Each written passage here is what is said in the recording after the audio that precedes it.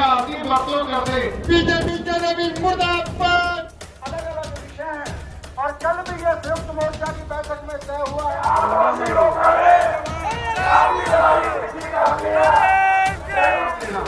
ताई जिला देश का बुलाऊंगा, ताई इस देश की किसानी की बात करूंगी। आ जाना होना तो पहला आएगा, अगर इस तरफ बढ़ेंगे तो जीतेंगे, ये अवश्य है। इसी बातों के साथ नमस्कार दोस्तों, अभी जो आपने तस्वीरें देखी, ये तस्वीरें उन्हीं किसानों की है जो किसान करीब 15 महीने पहले दिल्ली की सीमाओं से बहुत उम्मीद लेकर घर लौटे थे। उम्मीद ये कि एक साल बाद जब वो घर लौट रहे हैं, सरकार के साथ समझौते के बाद जब घर लौट रहे हैं, तो उनकी वो कुछ मांगें, जिन मांगों पर सरकार की तरफ से भरोसा दिया गया, जिन मांगों पर समझौते हुए, जिन मांगों पर सहमति बनी किसान मोर्चे और सरकार के बीच, उनमें से कुछ मांगें मानी तो जाएगी, और अगर नहीं मानी जाएगी तो उन मांगों को पूरा करने की दिशा में सरकार कुछ काम तो करेगी। यही भरोसा मोदी सरकार ने तब दिया था जब दिल्ली की सीमाओं पर बैठे किसान जमकर अंगद के पांव को लेकर बैठ गए थे, और तब तक बैठे रहे जब तक प्रधानमंत्री मोदी झुके नहीं, और जब तक उन्होंने आकर कहा नहीं कि इन कृषि कानूनों को मैं वापस लेता हूं, मेरी ही तपस्या में कोई कमी रह गई थी। और ये ऐलान करते हुए प्रधानमंत्री मोदी ने उन कृषि कानूनों को वापस लिया जिन्हें वापस नहीं लेने के लिए दर्जनों बार मीटिंग के दौरान, मीटिंग के बाहर, रैलियों में हर बार प्रधानमंत्री से लेकर कृषि मंत्री तक, भारत सरकार के तमाम मंत्री तक कहते रहे ये कानून वापस नहीं लिए जाएंगे।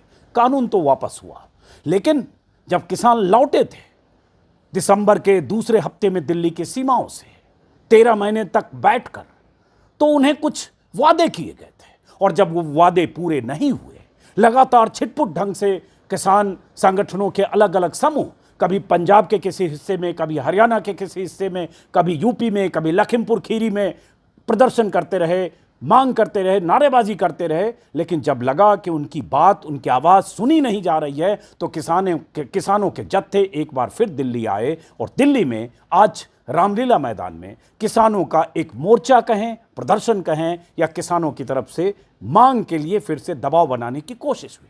संयुक्त मोर्चे की तरफ से किसानों के जो जत्थे जुटे, उनके कुछ नुमाइंदे रामलीला मैदान में जनसभा के पहले कृषि मंत्री नरेंद्र तोमर से भी मिले।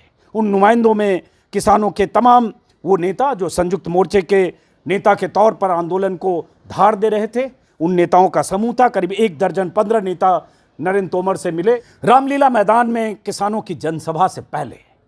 चूंकि कल ही किसान नेताओं ने ऐलान कर दिया था कि अपनी मांगों के लिए दिल्ली में मोर्चेबंदी फिर करेंगे, अगर जरूरत हुई तो किसानों के जत्थे वैसे ही फिर आएंगे जैसे आज से 2.5 साल पहले आए थे, और जिन जत्थों के दबाव में कृषि कानूनों को वापस लिया गया। किसानों ने मांग पत्र भी कल बनाया, प्रेस विज्ञप्ति भी जारी की, और आज रामलीला मैदान में उनकी सभा से पहले कृषि मंत्री से कुछ देर की मुलाकात भी हुई। किसान नेताओं का प्रतिनिधिमंडल नरेंद्र तोमर से मिला, उसमें डॉक्टर सुनीलम, प्रेम सिंह गहलावत, वी वेंकट रमैया, युद्धवीर सिंह, हनान मुल्ला, बूटा सिंह बुर्जगिल, सत्यवान, पुष्पेंद्र सिंह, दर्शन पाल, ऐसे हरिंदर सिंह लाखोबाल, सतनाम सिंह बहरू, ऐसे करीब 12-14 किसान नेताओं की मुलाकात हुई। लेकिन उस मुलाकात के बाद भी, और वो मुलाकात ये भी कहेंगे कि कृषि मंत्री से ये मुलाकात एक लंबे संवादहीनता के बाद हुई है।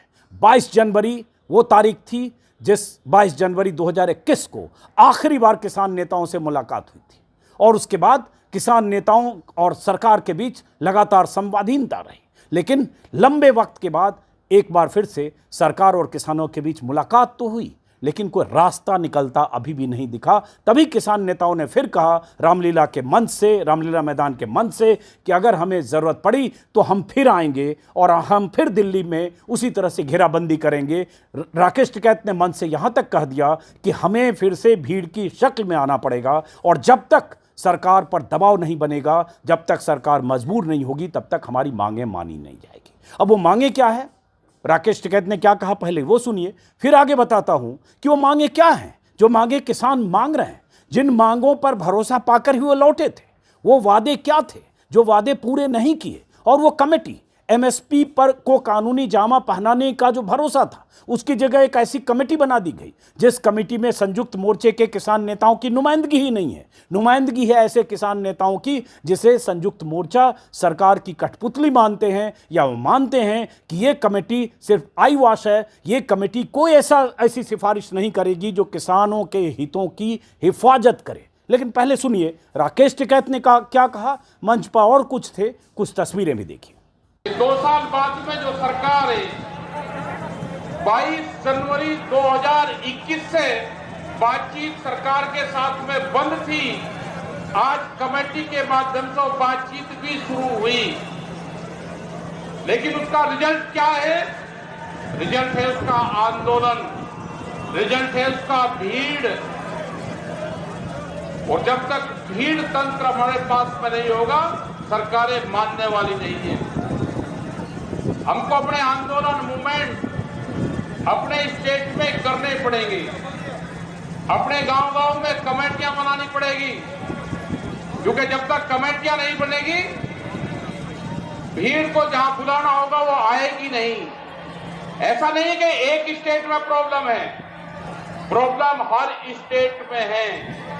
हम बीच में तमिलनाडु, छत्तीसगढ़, आंध्रा, कर्नाटक, ये महापंचायत एक सच्चा अर्थ से जनतंत्र का डेरा है, एक जन संसद है, क्योंकि मोदी सरकार और संसद और विधानसभा कहीं भी किसी भी मंच पर कुछ भी निर्णय नहीं लेने देती है।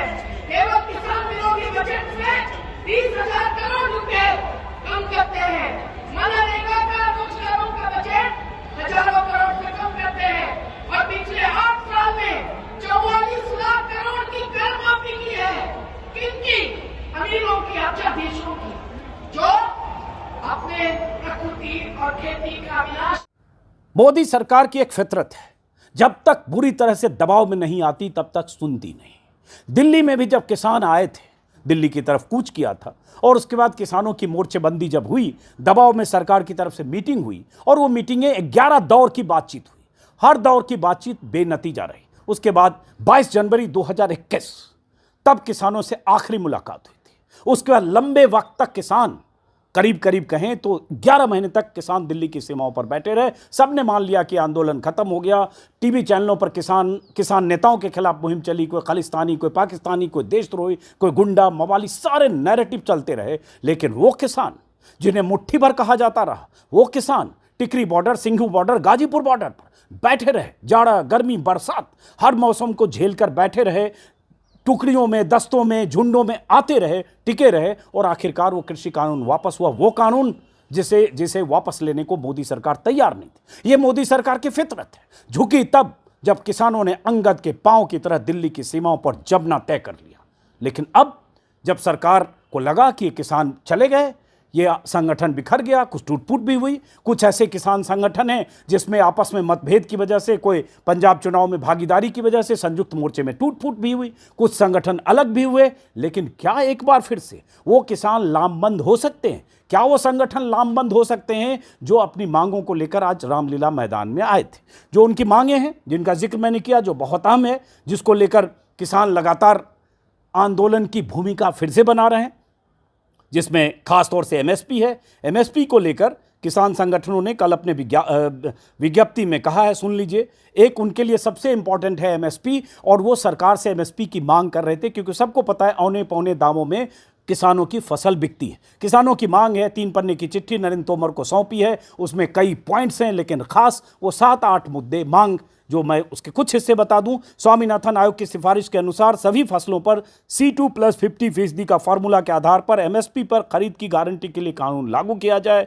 अमर उजाला के हवाले से अनुवाद बता रहा हूँ, उनके 3 पन्ने की विज्ञप्ति या कहें जो मांग पत्र है, जो नरेंद्र तोमर को सौंपी, स्क्रीन पर देख रहे हैं। केंद्र सरकार की ओर से एमएसपी पर गठित समिति और इसका घोषित एजेंडा किसानों की मांगों के विपरीत है। इस समिति को रद्द कर एसकेएम प्रतिनिधियों को शामिल कर सभी फसलों के लिए एमएसपी की कानूनी गारंटी के लिए किसानों की एक नई समिति का गठन हो। इसी समिति पर विवाद है, क्योंकि जो समिति सरकार की तरफ से गठित की गई पूर्व कृषि सचिव की अध्यक्षता में, जिसमें 2 दर्जन लोग हैं करीब करीब, जिसकी 4 बैठकें हो चुकी, भुवनेश्वर से लेकर दिल्ली तक, किसान मोर्चे के नुमाइंदों का, नेताओं का कहना है वो समिति आई वॉश है, उस समिति का कोई मतलब नहीं। बहरहाल तो उस समिति को लेकर ऐतराज है। वैसे ही कृषि में बढ़ती लागत और फसल के लिए लाभकारी मूल्य नहीं मिलने की वजह से 80% से अधिक किसान कर्ज में डूबे हुए हैं, आत्महत्या के लिए मजबूर हैं। संयुक्त किसान मोर्चा ने सभी किसानों के लिए कर्ज मुक्ति, उर्वरकों और फसलों पर लागत कीमत कभी न करने की मांग की में कमी करने की मांग की है। संयुक्त संसदीय समिति को जो बिजली संशोधन विधेयक 2022 को भेजा गया उसे वापस लिया जाए।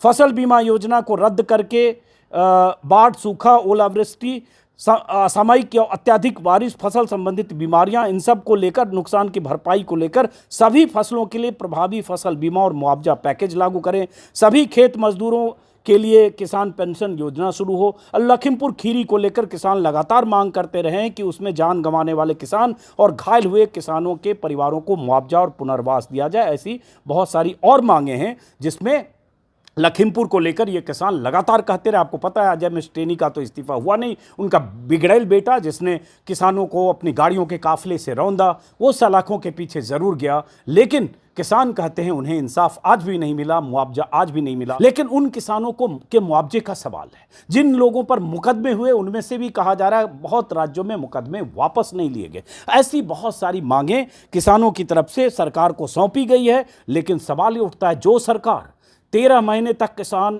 दिल्ली की सीमाओं पर जब बैठे थे, वो सरकार जिसने उन मांगों पर कभी विचार नहीं किया, लेकिन उस सरकार को जब लगा गर्दन फंस गई है, यूपी पंजाब में चुनाव है, तो किसी तरह से एक रास्ता निकाला गया, कृषि कानून कम से कम वापस करो, प्रधानमंत्री का चर्चित भाषण, और किसान लौट गए, समझौता किया गया, एक भरोसा दिया गया, एक उम्मीद जगाई गई। लेकिन अब किसानों को लगता है उन्हें ठगा गया, उनकी वो मांग किसी भी सूरत में सरकार पूरी करे, नहीं तो फिर वो लंबी लड़ाई लड़ेंगे। अब सवाल उठता है कि क्या ये किसान जो बहुत मुश्किल से महीनों की मशक्कत के बाद एकजुट होकर दिल्ली तब पहुंचे थे